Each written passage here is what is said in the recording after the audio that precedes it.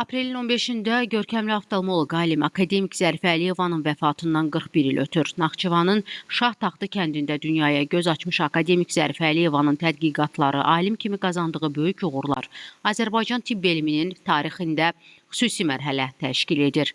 O, Azərbaycan Tibb İnstitutunu bitirəndən sonra təhsilini Moskvada Həkimləri Təkmilləşdirmə İnstitutunda davam etdirib.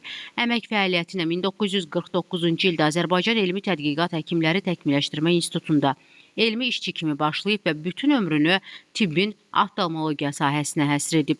O, dünyada ilk dəfə olaraq görmə orqanının peşə patologiyasını araşdıran elmi tədqiqat laboratoriyası yaradıb və elm aləmində yeni bir istiqamətin peşə oftalmologiyasının əsasını qoyub. Bu sahəyə dair araşdırmalarının ilkin nəticələrini ümumiləşdirərək Azərbaycanın kimya sənayesi işçilərində görmə orqanının vəziyyəti mövzusunda doktorluq dissertasiyası yazıb.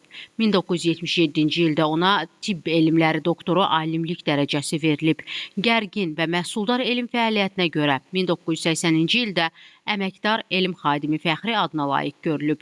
1981-ci ildə görmə orqanının peşə patologiyası sahəsində apardığı elmi tədqiqat işlərinin uğurlu nəticələrinə və oftalmologiyanın inkişafına verdiyi töhfələrə görə ona keçmiş ittifaqın oftalmologiya sahəsində ən mötəbər mükafatı olan SSR Tibb Elmləri Akademiyasının Averbax adına mükafatı verilib. O, həmin mükafata layiq görülən ilk qadın alimdir. Zərifə Əliyeva 1983-cü ildə Azərbaycan Elmlər Akademiyasının həqiqi üzvü seçilib. O, həmçinin bir sıra dərs vəsaiti və monoqrafiyaların müəllifidir. Zərifə Əliyevanın əsərləri bugün də aktuallığını qoruyub saxlayır.